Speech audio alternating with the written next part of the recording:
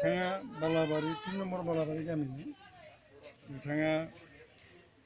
सासे फोरोंगिरि बिथाङा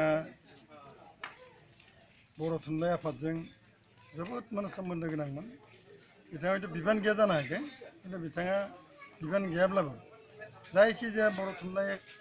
आफादनि जायखिजाया खामानियावनो बिथाङा जोबोद माने मुखुब जायोमोन जोबोद खामानि मावोमोन आरो बिथाङा सासे समाज सिबियारि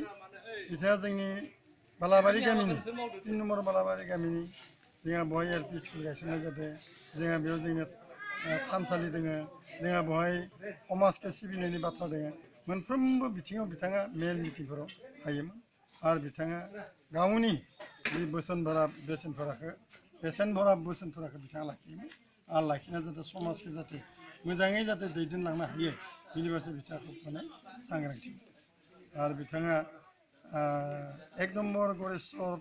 माबानिफ्राय बे मा होनना बुङो बेखौ प्राइमारि जिथु माने बिसोर कमिटि मोनसे दङ बेनिफ्राय बिथाङा सेन्ट्रालनिफ्राय बिथाङा हाजिरा मोन्दों बिथाङा सिगां फुख्रिपारा गामियाव गोबां बोसोर फोरोंगिरि मावदोंमोन आरो गासैबो रायजोफोरा फुख्रिपारानि गासैबो रायजोफोरा बिथांखौ मोजां मोनो आरो बिथांनि गथ' गथायफोरा दाबो माने 3 फिसाज्ला 2 फिसाजो बिसि बेखौ माने नागारनानै बिथाङा दिनै हयथ' थांबाय आं आसा खालामदों बिथांनि जिथु मावनाय बिथांनि मावनायखौ हयथ' दिनैहाय सुफुंनो हानाय बेसेन भरा बिथांनि खामानि मावनायफोरखौ सुफुंनो हानाय जोंहा माबा गैया गतिके बिथांनि जितु मावनाय आरो दांनाय बे मावनाय दांनाया अरायबो समाजाव जाहाथे थांनानै थायो अरायबो जाहाथे गोसारना थायो बेखौ आं आरो गसाइनि सेराव आर'ज गाबबाय आरो बिथांनि जिउमाया जाहाथे गसाइनि सेराव थांनानै खाथियाव जाहाथे माने मोनहैयो जायगा मोनो बेखौ आं आर'ज गाबनानै आंनि बुंनांगौखौ एसेनोसै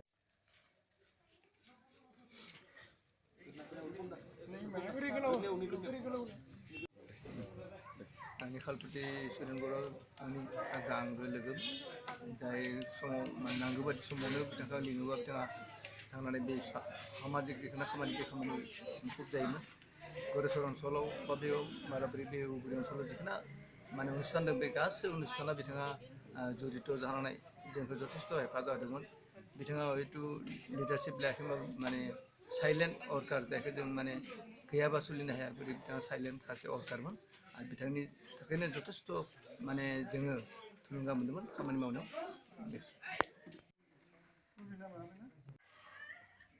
बिबानफोर दङ ना नोंहा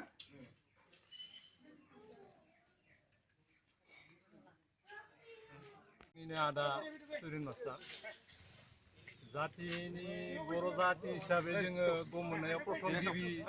फोरोंगिरि मास्टारमोन आरो बे फोरोंगिरि मास्टार हिसाबै दिनै बिथाङा बे ओनसोलाव जातिनि ओनसोल गरेस्वर ओनसोलनि बर' फोरोंगिरि शिक्षा बिद्या जौगाहोबाय नाथाय बिथाङा गावनि आयु मथे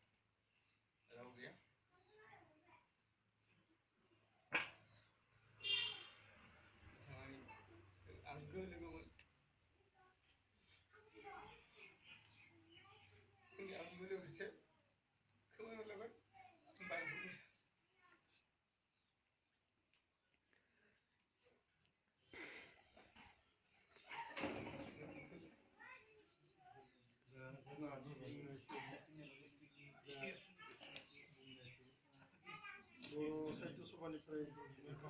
आरो बेनि सिगां एबसुनि सेक्रेटारि आफादगिरि ना माबानि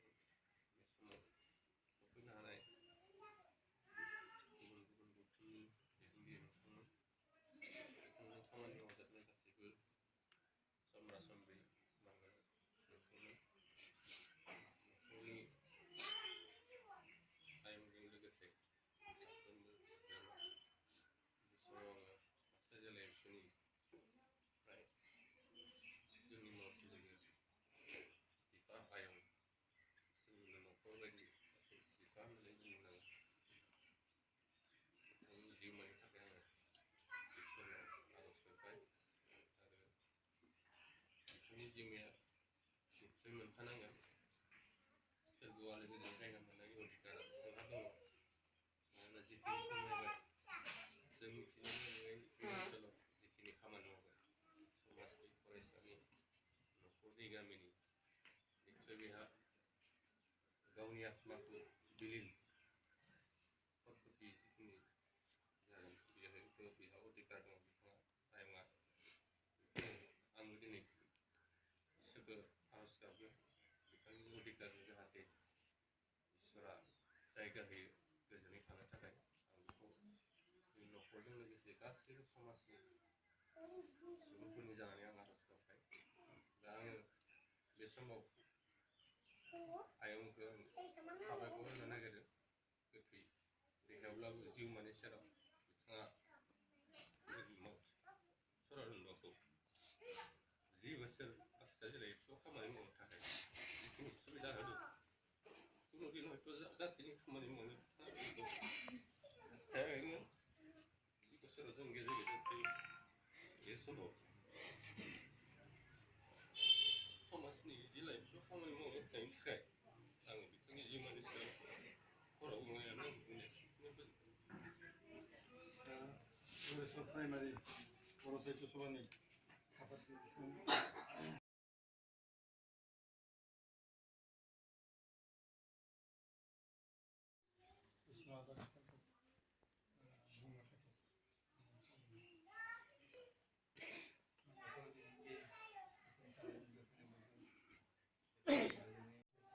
दिनै आदानि बुंनायनि बरनामा आरो लोगोसे जिहेतु जोंनि बेवहाय माखासे गौथुम नुजाफैदों गरेस्वर प्राइमारि जोंनि बर' साहित्य सभा बेनिफ्राय बर' रायथोआ गरेस्वर माने ससाइटि बर' रायथो ससाइटिनिफ्राय नुजाफैदों बेनिफ्राय एबसुनि मावथि बिथांमोना नुजाफैदों माने समाज सेबक टिचार एस'सिएसन फैदों समाज सेबक जोंहा माने सुजित बसुमतारी बिथाङा सहायफैदों माने लोगोसे बिथाङा पिडिएफ लिरनो सिगां मावफिनो आरो बेबायदि जोंहा नै मैखोम माने माबानि थुनलाइनि मावथि थुनलाइखौ सिबिग्रा कृष्ण नुजाफैदों बिथांनो बिसाथि जादलायो निस्सय दिनै बे समायाव दिनै बे प्राक मुहुर्त थैनायनि समाव बिथांमोनाबो माबाखौ बिथांनि जा सोमोन्दै नायखांथारगोन गैया जागायनाय बे जागायनाय फोजोबनाय लोगो लोगो बिथांनि जिउमाया जाहाथे स्वर्गआव थांनानै आलो गोजोनै थांनानै थायो बेनि थाखाय 1 मिनिट समाय माबानानै आर'ज गाबनानै बिनि न'खराव जाय गौथुमफोर जाहैगोन बे जोंफोरो 1 मिनिट समाय बयखौबो सिबियै थांनानै आनान गसाइनि सेराव आर'ज गाबनानै खावलायबाय जागायबाय